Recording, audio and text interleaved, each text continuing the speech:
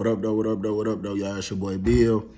I was just thinking of this idea, and I said I'm gonna give y'all 10 things that I learned in prison that, if used correctly, you can be successful and become a better person in the free world. Number one, we're gonna start with patience. Patience in prison is inevitable. It's something that you're forced to learn, no matter whether you want to or not.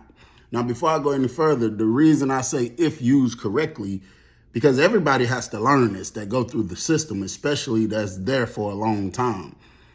And then some people just buck on it or they get out and forget it. And I mean, I forgot some of it and had to regroup with myself. But if used correctly, you can execute in life. In prison, you wait for everything, no matter how impatient you say you are, no matter how fast you want to get to it right then and there. You learn patience. You literally wait for everything. You got to wait for your mail. You could be talking to your family and they say, I've been sent that letter off 2 weeks ago. It might be sitting right there on the police desk. They just ain't passed it out yet. There is nothing you can do about it but wait. You got to wait for your visitation. Your family might been sitting up there for an hour. You got to wait until they let you out to go in that room. You could be starving, your stomach touching your back. You have to wait for them to release your dorm and let you go eat. Even if you don't go to the chow hall and you only eat the commissary, you have to wait until it's your day to go to store. You have to wait for your freedom. I did 9 years in prison. You know how bad I was in there? Like, damn, I want to go home. Damn, I want to go home. I had to wait. In prison, patience damn near becomes a survival skill. You know what I mean? It's something that you just learn. And if you get out and you learn that on the streets, you learn patience. A lot of us aren't patient, but if you learn it, don't just jump into stuff so fast. Don't just do stuff so fast. Just learn to be a little patient.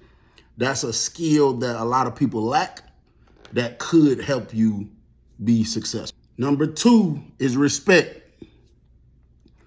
Boy, you could be the most disrespectful person. You go to prison especially for some little time, especially a Georgia prison. Oh, you're going to learn to respect people. Yeah. You learn how far respect goes.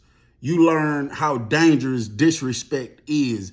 In prison, I feel like respect is almost like a currency for damn near any interaction. You learn to respect people. Out here on the streets, we very disrespectful.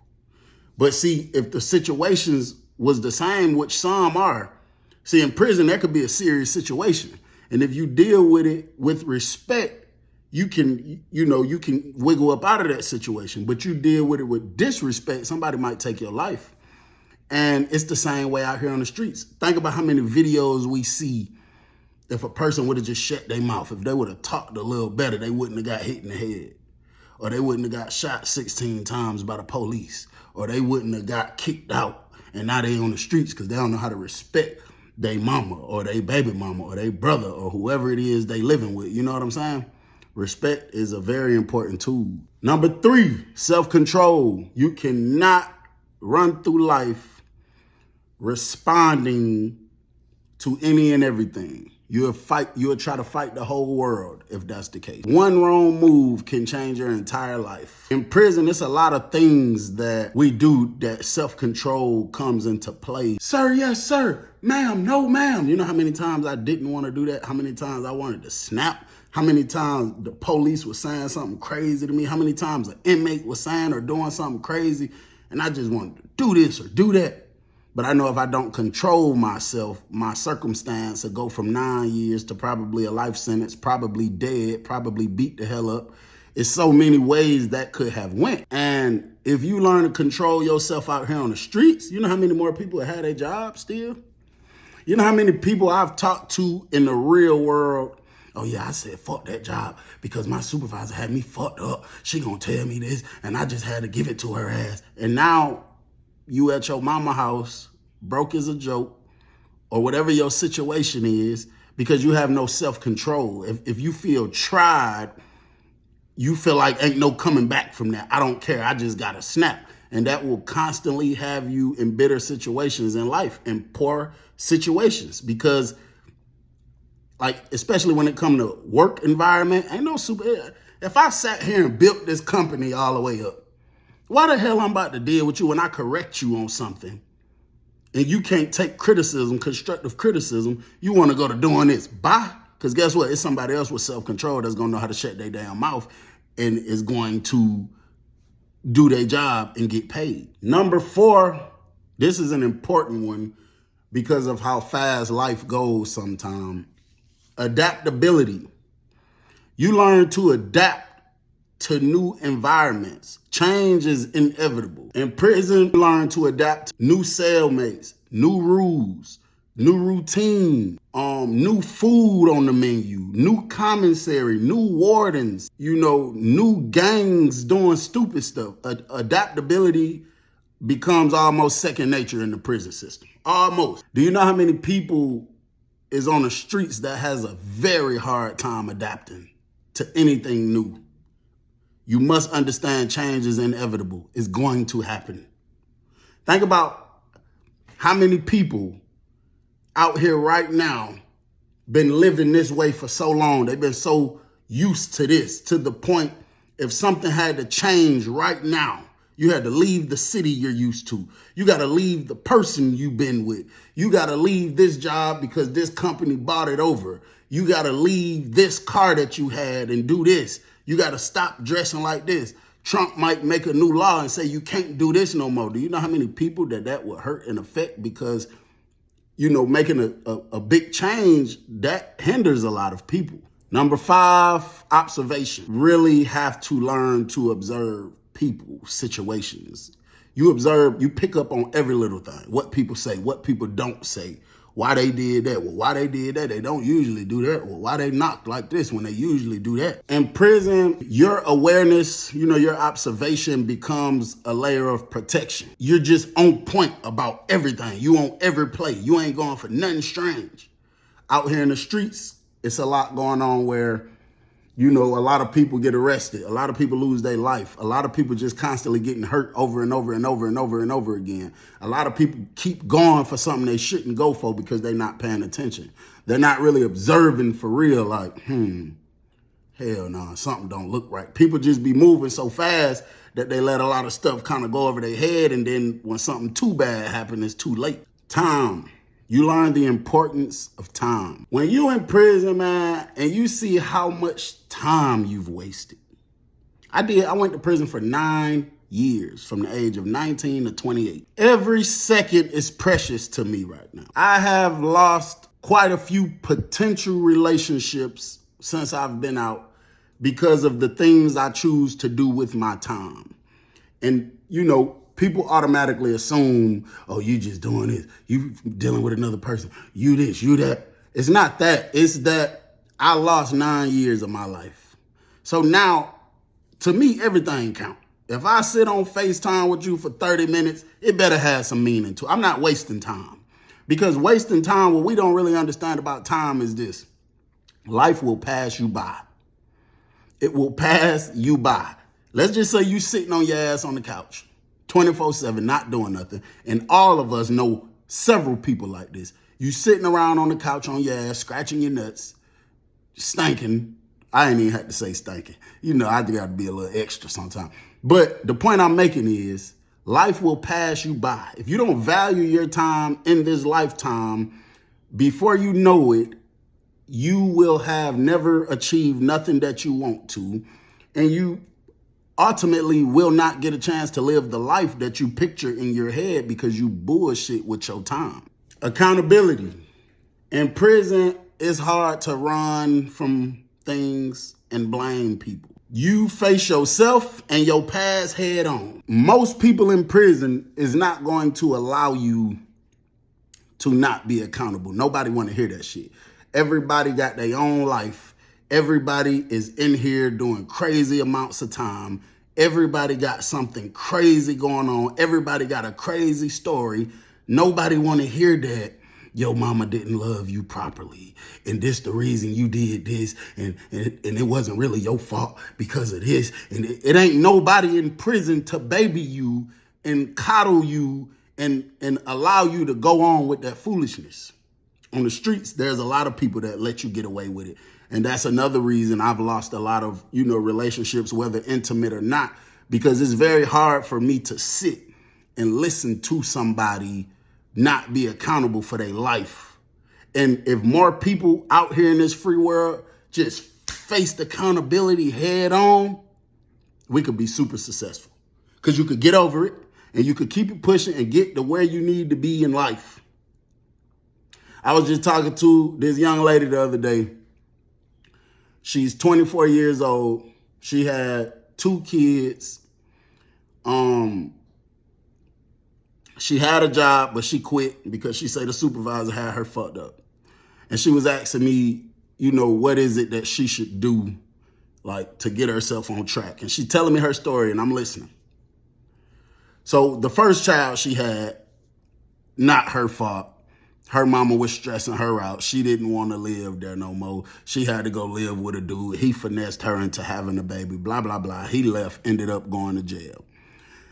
She left from there, went to her grandma, ran into a childhood friend.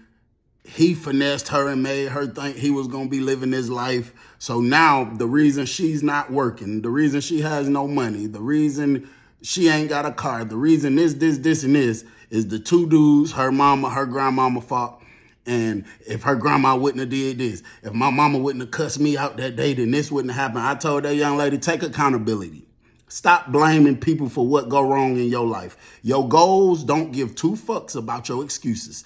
It does not matter what your mama did to you, if your daddy gave you a hug and told you he loved you or not. None of that matters. Take accountability for your life. Your grandma didn't put a gun in your head and say, open them legs and let that young man drop that juice off in you so you can have a baby. And then after that happened, she drug you over to your childhood friend house and put an AK to your head and said, now open them legs and let that man drop that juice off in you and we're going to do that again. Your grandma wasn't at your job when you cussed your supervisor out and quit. It don't matter how stressed out you was. Take accountability. Get that bullshit out your mind where you believe these people is the reason No, they're not. You're the reason why you're all of those things. Accountability, if a lot of us could accept it and just take it, it would feel like a boulder lifted off our shoulders and we could keep it pushing with our life. Self-reliance, very important. In prison, especially during a hefty amount of time, a lengthy amount of time, it don't matter if you got family that supports you, if you do, if you don't. To a certain degree, you have to rely on self. You have to learn this skill. You have to learn this. I can call my mama right now and say, Mom, stove coming, I need $20 to buy some food. She can say yes or no. If she say no, I still gotta eat. I gotta figure it out. If she say yes, I still gotta rely on myself for motivation, strength to grow, to develop into a better person. You know what I'm saying? What you learn in prison is something that I feel like is cliche. A lot of people say it and it comes off like some bullshit. But if you really apply it seriously and really understand this on a serious level, not playing, nobody is coming to save you. If you really can accept that and just understand that nobody is coming to save you. People in prison understand this. And that's why a lot of people be saying on social media, damn, nigga did 10 years in prison. He came home and just shot past everybody. Because you understand these things. It's a lot of things that if people take it and use it the right way and keep it in their mind, you might even got to write it down so you don't forget, don't get distracted. Nobody's coming to save you. In the real world, there's a lot of people that's not self-reliant. They do not rely on self. They rely on somebody else for any and everything going on in their life, literally. And when it don't happen, here comes all the excuses and all the sob stories and all the pity parties. Gratitude, this is probably my favorite. You learn to be grateful for the smallest thing, the smallest blessings, a warm meal, a blanket, a letter, somebody coming cracking a good joke with you, y'all laughing, something funny, laughter. Nothing seems small anymore. You really learn to be grateful for the tiniest things in prison. You know how many times been like on a strip sale or something And then they finally come and be like, here go your mat. They give me a mat, a plastic mat filled with this halfway soft stuff. You know how grateful I was? You know how many times I've been hungry and somebody gave me a soup, 1 pack of noodles. And I was so happy, like I just received $1 million or something. The smallest blessings have you dumb happy in the prison. Out here, it's a lot of ungrateful people, extremely ungrateful. And, don't understand and don't realize why the people that, the Most High used to bring you blessings end up cutting you off because you're ungrateful. And you got an ungrateful mindset. You know what I'm saying? If a lot of people learn to be more grateful, and a lot of times it'd be because of something you're used to or an expectation that you have. But what you're not understanding is don't nobody owe you nothing. Nobody owes you nothing. You know what I'm saying? Literally. I was dealing with this young lady once. It was her birthday. And leading up to her birthday, she was telling me about, I got to pay this bill. I got to do this. I got to handle that. I got to handle that. I bought her some birthday stuff and I put in a gift card, $500. She opened it up and was like, damn, that's it, Bookie butt? I said, what you mean? She said, 500. I mean, that's cool, but damn. I tell you what, let me get that card back. What you doing? No. Had you been a little more grateful and a little more appreciative, maybe, so now you negative 500. Boundaries. In prison, you learn to protect your space. You learn to protect your peace. You learn to protect your energy. Not everybody deserves access to you. In prison, I had 2 friends of mine that, and I think you're forced to learn these things simply because of how barbaric and chaotic the place is. So I had 2 friends of mine that used to like to play games. They used to like to cuss and talk to you, like talk crazy. I might walk up the steps, see, bitch, shut your bitch ass up, pussy ass nigga, but they're just playing. They're genuinely just playing. That's how they play. And I had to pull both of them guys over one day, and I had to be willing to take it to another level had it went there.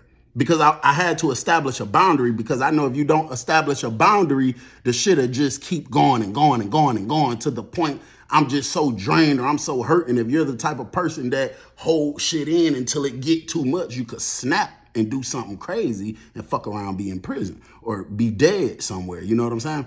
So you learn to, hey, listen, we got to go and establish this boundary right here, right now, because we know the environment we're in. We ain't got time for that. You got to just put it out there. You know what I'm saying? So it's kind of easier to establish a boundary in there. But if we learned that out here, how many people call your phone asking you for money? As bad as you want to say no, you just don't. How many people living in your house right now that you know you don't want there, but you just don't want to tell them, hey, you got 30 days, you got 2 weeks, you got to figure it out. How many coworkers call you for a ride, but you just don't want to establish that line like, hey, I'm not your fucking personal taxi service, nigga. If we learn to establish boundaries, and you don't got to do it disrespectful or nothing like that, you learn to establish boundaries out here. That's something that could contribute to your success. Resourcefulness. You learn to be resourceful with what you got. You get creative with your food, with your conversation, with your survival, with your self-improvement. You just learn these things because you got to be resourceful. You have to figure it out. If I'm in prison, they give you spoons like a sport they give you when you first come in. You got to keep it on you at all times when it's time to eat. If I walk up here to the chow hall and I realize I left my sport there and we got shepherd's pie, what can I do? I can't complain about it. I can't cry about it. I got to figure out how I'm finna eat. Going up there telling them I need another one is not an option. You got to figure it out. So if we got styrofoam trays, I'm going to rip a piece of that bitch off the corner, the little scoop part, and I'm going to eat with that. If we don't, I better hope I wash my inmate ID card off because I'm about to pull that bitch out of my pocket and go to scooping up the potatoes with that. If we just learn to be a little more resourceful out here on the street, I think it could get us to our goals a lot quicker.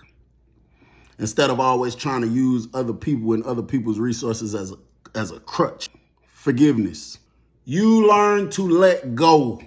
You learn that it's so many things in life that's a little more important than that grudge you was trying to hold. And then the grudge kind of becomes something small. You learn to let go of grudges. You learn to forgive yourself and let go of guilt. You learn to let go of the past. It's something in doing all that time that just got a chemical in it called fuck it, where you just learn to just let it go. Either that or it eats you alive. Now, of course, with all of these things I've mentioned, there's always gonna still be some people that, you know, don't learn it or don't take heed to it. But for the most part, for the people that do, this could take you far in life. You know what I'm saying? There's a lot of things out here now that you 40 years old right now and you ain't forgave yourself for some shit you did 25 years ago, or something that happened 20 years ago, or a mistake you made, or a decision you made, and it eats at you to this day. And I'm not perfect. I even feel that way. But if you learn to face it head on, forgive yourself, forgive your brother, forgive your mama. Bro, there's so many people that did me wrong, that mishandled me, that said the craziest things to me. And after doing all that time being in dangerous situations, and really other things is just important, it makes you see people as just a human, bro. You're not no fucking robot. I can't be mad at you forever because you told me 10 years ago, oh, nigga, whatever somebody said to you. I can't be mad at you for some shit you said to me 10 years ago, or a lie you told on me, or you hit me, or we did this and that and you did this to me. We just learn to forgive people, forgive ourselves, you know, let go, or that shit eat you alive. If we learn that out here, very successful. Tell me what y'all think. It's your boy Bill. I'm out of here.